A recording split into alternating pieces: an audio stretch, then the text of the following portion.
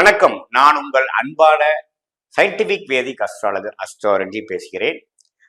நல்லது நினைப்போம், நல்லதே நடக்கும். தொடர்ந்து நம்ம சேனல்ல வரக்கூடிய வீடியோஸ் எல்லாம் பார்த்துட்டு இருப்பீங்க நம்புறேன். சயின்டிபிக் வேதிக் அஸ்ட்ராலஜி முறையில அறிவியல் சார்ந்த ஜோதிட கருத்துக்களை பார்த்துட்டு இருக்கோம். எந்தவித மூட நம்பிக்கைகளும் போகாமல் உள்ளது உள்ளவாறு எப்படி கர்மா நம்மளுடைய வாழ்க்கையில் சம்பவங்களாக உருவெடுக்கிறது, நல்ல சம்பவங்களாகவும் அவ்வளோ நல்ல சாதகம் இல்லாத சம்பளமாகவும் எப்படி உருவெடுக்குதுங்கிறத நம்ம துல்லியமாக எந்தவித மூட நம்பிக்கைக்குள்ள போகாமல் அந்த யோகா இருக்கு இந்த யோகா இருக்குது இல்லாமல் உள்ளது உள்ளவாறு நம்ம பார்த்துட்டு இருக்கோம். இப்போ பார்த்தீங்கன்னா நம்ம சேனலில் ஃபர்ஸ்ட் டைம் வரவங்க கண்டிப்பாக சப்ஸ்கிரைப் பண்ணுங்க, பெல் பட்டன் கிளிக் பண்ணுங்க, தொடர்ந்து நம்மளோட வீடியோஸ் பாருங்க. அப்போதான் உங்களுக்கு ஓரளவுக்கு ஜோதிட விஷயங்கள் நல்லா புரியும். அதே சமயத்தில் பலாபலன்களும் உங்களுக்கு சிங்க் ஆகி வரும். இப்போ பார்த்தீங்கன்னா இந்த வீடியோவில் நம்ம என்ன பார்க்க போறோம்னா மாத பலன், அதாவது பிப்ரவரி மாதம் 2024 எப்படி இருக்க போகுது அப்படிங்கிறது பார்க்க போறோம். அதாவது தை மாசத்தோட பாதியில இருந்து மாசி மாசத்துல வரும். தை மாசத்தோட செகண்ட் ஹாஃபும் மாசி மாசத்தோட ஃபர்ஸ்ட் ஹாஃபும் எப்படி இருக்குங்கும்போது நம்ம பார்க்க போறோம். பலன்கள் பார்க்க முன்னாடி கிரக அமைப்புகள் எப்படி இருக்குங்கிறது முதல்ல நம்ம தெரிஞ்சுக்கலாம். அதாவதுங்க, மேஷத்துல குரு இருக்கிறார், உங்களுக்கு எல்லாரும் தெரியும். அது ஆண்டு கிரகம். பிப்ரவரி மாசம் குரு பயிற்சி கிடையாது. அதே சமயத்துல கும்பத்துல சனி இருக்கிறார். அவரும் பிப்ரவரி மாசம் பெயர் போறது இல்லை, கும்பத்திலே தான் இருக்க போகிறார். ராகு மீனத்தில் இருக்கிறார், கேது கன்னியில் இருக்கிறார். Very good. இப்போ மாத கிரகங்கள் என்று சொல்லப்படுகிற புதன் எங்க இருக்கிறான்னு பாத்தீங்கன்னா தனுசுல இருக்கார். அதே சமயத்துல சுக்கிர கிரகமும் தனுசுல இருக்கு, செவ்வாய் கிரகமும் தனுசுல இருக்கு. இந்த 3 கிரகமும் பாத்தீங்கன்னா தனுசு ராசியில் உள்ளது. சூரியன் முதல் பகுதியில், அதாவது இப்போதைக்கு பாத்தீங்கன்னா அவர் மகரத்தில் இருக்கிறார். சற்று பிப்ரவரி மாசத்துக்கு அப்புறம் பாதிக்கு அப்புறம் அவரு கும்பத்துக்கு போறார். அதை நம்ம பார்க்க போறோம்.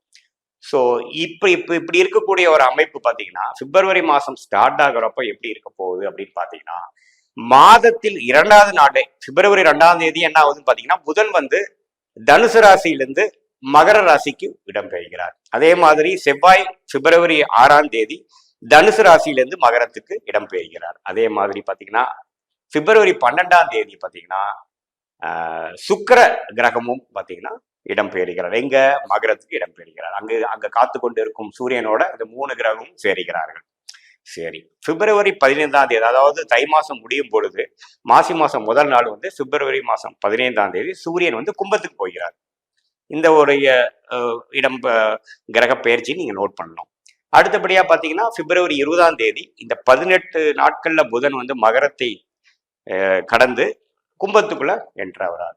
ஸோ டோட்டலா பாத்தீங்கன்னா பிப்ரவரி 2ஆம் தேதியிலிருந்து பிப்ரவரி 20ஆம் தேதி வரைக்கும் இது மாதிரி மாத கிரகங்கள் இடம்பெயர்கிறத நம்ம நோட் பண்ணிக்கணும். இந்த இடம்பெயர்ச்சி, இந்த மாதிரி மாற்றம் ஒரு ராசியிலிருந்து ஒரு ராசிக்கு மாறுறது எந்தவித தாக்கத்தை ஒரு ராசிக்கு கொடுக்க போகுதுங்கிறது நாம பார்க்க போறோம். கடக ராசி நேயர்களுக்கு பிப்ரவரி 2024 எப்படி இருக்க போகுதுன்னு பாத்தீங்கன்னா, இதுவரைக்கும் 6ஆம் இடத்துல செவ்வாய், புதன், சுக்கிரன் இருந்த அமைப்புகள் இப்போ சற்று 7ஆம் இடம் என்று சொல்லப்படுகிற கேந்திரத்தை குறிப்பா செவ்வாய் கடகராசிக்கு நல்ல யோகத்தை கொடுக்கக்கூடிய ஒரு அருமையான கிரகமாகிய செவ்வாய் உச்சம் பெறுகிறார். இது கொஞ்சம் நல்ல ஒரு அமைப்பு தான்.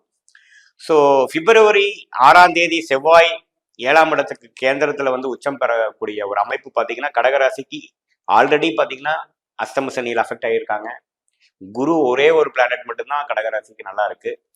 மீதி 3 கிரகம், அதாவது சுக்கிரன், புதன், செவ்வாயும் 6ஆம் இடத்துல சில வம்பு வழக்கு பிரச்சனை, குடுக்கல் வாங்கல பிரச்சனை, ஃபினான்ஷியல் இஷ்யூஸ் எதுவுமே சரியில்லை, உடல் உபாதை அது மாதிரி கொடுத்துட்டு இருந்தது. இப்போ 7ஆம் இடத்துக்கு வர்றது பார்த்தீங்கன்னா எல்லாத்துக்கும் ஒரு தீர்வு கிடைக்கக்கூடிய அமைப்பா இருக்குது பிப்ரவரி மாசம். என்னதான் அஸ்தம சனி தாக்கங்கள் கடகராசிக்கு இருந்தாலும் இந்த 6ஆம் இடத்திலிருந்து இடம்பெயரக்கூடிய சுக்கிரன், புதன், செவ்வாய் நல்ல ஒரு தாக்கத்தை கடகராசிக்காரர்களுக்கு பிப்ரவரி மாதம் கொடுக்க போகிறார்கள். நீங்க தெரிஞ்சுக்கணும். குறிப்பா ஒரு உத்வேகப்படுத்தும். இது வரைக்கும் நீங்க சில விஷயங்கள் செய்ய முடியாம போஸ்ட்போன் பண்ணிட்டு இருந்தது, அப்புறம் பார்த்துக்கலாங்கிற மாதிரி சில விஷயங்கள்லாம் அப்ப எடுத்து செய்வீங்க. நல்ல புத்துணர்ச்சியோட செய்வீங்க, கான்ஃபிடண்டா செயல்படுவீங்க, புத்தி கூர்மையா செயல்படுவீங்க. ஏன்னா புதனும் பாத்தீங்கன்னா அதுக்கு பிடித்த மகர ராசிக்கு இடம்பெயர்ந்து லக்னத்தை பார்ப்பது பாத்தீங்கன்னா புத்தி கொஞ்சம் ஷார்பன் ஆகும். அதே சமயத்துல யோகங்களும் பெற்றா வரும். ஏன்னா சுக்கிரன்கிறது யோகத்தை கொடுக்கக்கூடிய ஒரு கிரகம். ஸோ நல்லா வரும். செவ்வாய் உங்களுக்கு நல்ல உத்வேகமும் நல்ல ஒரு தன்னம்பிக்கையும் கொடுக்கக்கூடிய ஒரு கிரகமாகவும் உங்களுக்கு ஒரு ராஜயோக அதிபதியாகவும் இருக்கிறாரு. ஸோ கண்டிப்பாக பிப்ரவரி மாதம் பார்த்தீங்கன்னா கடந்த 3-4 மாதமாக 3-4 மாதத்துக்கு மேலேயே அஷ்டம சனி தாக்கத்தில் இருக்கீங்க. கடந்த ஒரு வருஷமாவே இருக்கீங்க. ஆனால் குறிப்பாக கடந்த ஜனவரி மாதம் முழுதா சில விஷயங்கள் வந்து செயல்படுத்த முடியாமல் கிணத்தில் போட்ட கல்லு மாதிரி அந்த விஷயங்கள்லாம் கொஞ்சம் எடுத்து சில விஷயங்கள் செய்து முடிக்கக்கூடிய ஒரு அமைப்பு பிப்ரவரி மாதம் இருக்கு. அந்த வகையில் பார்த்தீங்கன்னா கடகராசிக்காரர்களுக்கு ரொம்ப நல்ல அமைப்பா இருக்கு. தொழிலில் இருக்கக்கூடியவங்களுக்கும் வேலையில் இருக்கிறவங்களுக்கும் ஒரு உத்வேகத்தையும் ஒரு நல்ல ப்ராஜெக்ட், நல்ல ஒரு அமைப்பு, நல்ல ஒரு கன்சைன்மெண்ட், நல்ல ஒரு பிஸ்னஸ் கிடைச்சதுங்கிற மாதிரி ஒரு அமைப்பு பிப்ரவரி மாதம் கொடுக்கும். மாணவருக்கும் பார்த்தீங்கன்னா புதன் வந்து கேந்திரம் ஏறி மகரம், அது பிடித்த மகர ராசிக்கு வரும் பொழுது, நட்பான ராசிக்கு வரும் பொழுது புத்தி கொஞ்சம் நல்லா வேலை செய்யும். நல்லா படிப்பீங்க, புரிஞ்சு படிப்பீங்க, படிக்கிறது வந்து எழுத முடியும், மார்க் வாங்க முடியும், உத்வேகம் கிடைக்கும். வரக்கூடிய ஏப்ரல் மாதம், மே மாதம் எழுதக்கூடிய காம்படிட்டிவ் எக்ஸாம்ஸ்க்குலாம் கொஞ்சம் கான்ஃபிடன்ஸ் கிடைக்கக்கூடிய அமைப்பு பிப்ரவரி மாதம் மாணவர்களுக்கு கண்டிப்பாக கிடைக்கும். கண்டிப்பாக நீங்கள் யூஸ் பண்ணிக்கலாம் கடகராசிக்காரர்கள் மாணவர்கள்.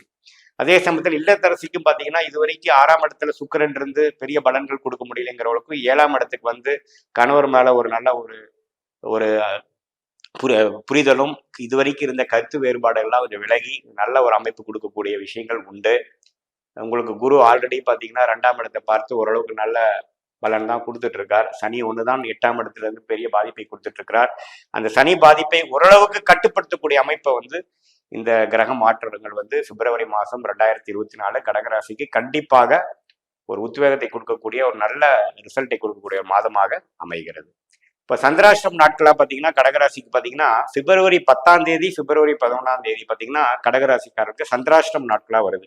ஸோ 10-11 வந்து ஒரு முக்கியமான சில விஷயங்கள் செய்யக்கூடியதோ, ஒரு டெசிஷன் எடுக்கிறதோ, ஒரு தூரமாக ஒரு டிராவலிங் பண்ணுறதோ, அது மாதிரி விஷயத்தை நீங்கள் அந்த டேட்ஸில் நீங்கள் அவாய்ட் பண்ணுறது நல்லது. ஏன்னா அந்த டைமில் நமக்கு மைண்ட் ஆசிலேட் ஆகும், ஒரு நிலையாக இருக்காது, கரெக்டான ஒரு முடிவுகளை நம்மளால் எடுக்க முடியாது. ஸோ அது நீங்கள் கருத்தில் கொள்ள வேண்டும். ஸோ பிப்ரவரி மாதம் 2024 வந்து எப்படி இருக்க போகுதுங்கிறது பார்த்தீங்க. இது பார்த்தீங்கன்னா பொதுவான பலன் தான் ஒழிய இது வந்து உங்களுடைய ஜென்ம ஜாதகத்துல வரக்கூடிய தசாபுக்திகளும் அந்தந்த ஜாதகத்தில் இருக்கக்கூடிய கிரகத்தின் பலமும் வைத்துதான் நாம வந்து என்ன மாதிரி ஒரு பலன் இருக்குது துல்லியமா எடுக்க முடியும். இந்த கோச்சார முறையில அடிப்படையில இந்த பயிற்சி முறையில வரக்கூடிய மாத பலன் வந்து ஒரு பொதுவான பலனா தான் நீங்க எடுத்துக்கணும். அதாவது தொடர்ந்து இது மாதிரி மாத பலன்கள் நம்ம சேனல்ல பார்க்கும் பொழுது பார்த்தீங்கன்னா உங்களுடைய வாழ்க்கையில உங்களுடைய ஃபேமிலியில எது மாதிரி விஷயங்கள் போயிட்டு இருக்குது அப்படிங்கிறத கொஞ்சம் நீங்க ரிலேட் பண்ணிக்கலாம். தொடர்ந்து ஒரு 3-4 மாசம் பார்க்கறப்ப தான் உங்களுக்கு சிங்க் ஆகும். அதை நீங்க தெரிஞ்சுக்கணும். அப்ப நான் சொன்ன நல்ல பலன்கள்லாம் வந்து நடக்கலையே, கெட்ட பலன் தான் அதிகமா நடக்குது அப்படின்னு சில பேர் கமெண்ட்ஸ்ல போடுறாங்க. இது என்ன அர்த்தம்னு பாத்தீங்கன்னா உங்களுக்கு நல்ல தசாபுக்திகள் நடக்கிறப்போ நான் சொன்ன சாதகமான பலன்கள் அதிகமாக நடக்கும். அப்படி ஒரு நல்ல ஒரு தசாபூச்சிகள் நடக்காம ஒரு இக்கட்டான ஒரு 6ஆம் வீட்டோ 8ஆம் வீட்டு அதிபதியோட திசைகளோ கொஞ்சம் பாவத்துவமாக இருக்கக்கூடிய திசைகள் நடக்கும் பொழுது நான் சொன்ன ஒரு அன்ஃபேவரபுளான, அதாவது சாதகமற்ற பலன்கள் தான் அதிகம் நடக்கிற மாதிரி ஒரு வாய்ப்பு இருக்குது. ஸோ அதுக்கு தான் இந்த மாதிரி ஒரு மாற்றத்துக்கு காரணமே ஒழிய இது ஒரு பொதுவான பலனாக தான் எடுத்துக்கணும். மீண்டும் மற்றொரு காணொலியில் சந்திப்போம். நன்றி, வணக்கம்.